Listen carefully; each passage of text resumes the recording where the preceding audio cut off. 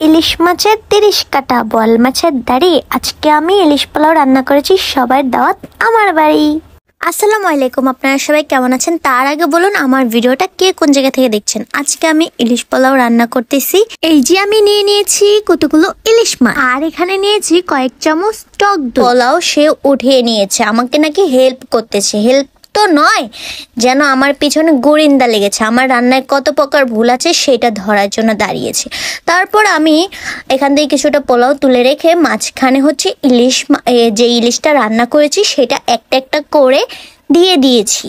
আর আমার পাশের জন যে এত বাজে রান্নায় এত ভুল ধরে, মনে হয় সে বিশ্ববিখ্যাত রাঁধুনি। তারপর আমি এখানে ইলিশ মাছগুলো দিয়ে যে ঝোলটা রয়েছে সেটাও দিয়ে দিলাম।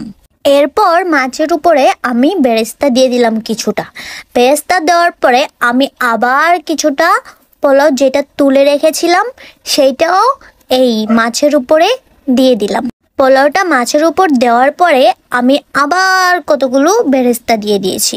আর আমার পাশের যে জগৎ বিখ্যাত রাঁধুনি আছে সে তো আমার ভুল ধরতেছে, বলতেছে ইলিশগুলো আরো আগে দিলে ভালো হতো, স্মেলটা আরো বেশি বের হতো। তো ভাই, তুমি যদি রান্না করতে পারো তাহলে আমাকে দিয়ে কেন রান্না করাও? এখানে তো এইটুকুই বলতেছি আর আমি রান্না করতেছি, আর তাকে অনেক বেশি বকাও দিচ্ছিলাম। এই যে কিছুক্ষণ পরে আমি ভাতটাকে সরিয়ে মাছগুলোকে আবার একটু উল্টিয়ে পাল্টিয়ে দিয়েছি। এই তো শেষ হয়ে গেল আমার পোলাও রান্না। পরে হচ্ছে একটু লবণ দেখেছি, খুব টেস্ট হয়েছে। এরপর হচ্ছে বাসায় নিয়ে এসেছি কিছুক্ষণ পরে। এই যে দেখুন ফাইনাল লুক হচ্ছে এইটা। আমার পোলাও রান্না ডান। দেখুন কতটা সুন্দর দেখতে। এই যে আমি প্লেটে নিয়ে বসেছি আর বলতেছি এই যে আমি জীবনে প্রথমবার ইলিশ পোলাও রান্না করেছি, উৎসাহ পেলে আরো রান্না করব। তবে ইলিশ মাছটা আপনারা পাঠিয়ে দিন। এখন শুনবো আমরা জগৎ বিখ্যাত রাঁধুনির রিভিউ। তো আমি ইলিশ মাছটা নিলাম, এই যে ইলিশ মাছ নাকি খাই। অবশ্যই ইলিশ মাছের কাটা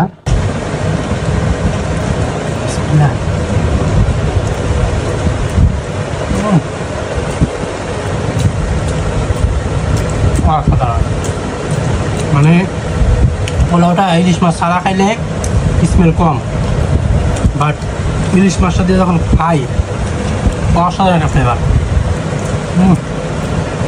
মাইন্ড ব্লোয়িং। আসলে খেতে খুব বেশি মজা হয়েছিল। তো ভিডিওটা আপনাদের কেমন লেগেছে অবশ্যই জানাবেন। আল্লাহ হাফেজ।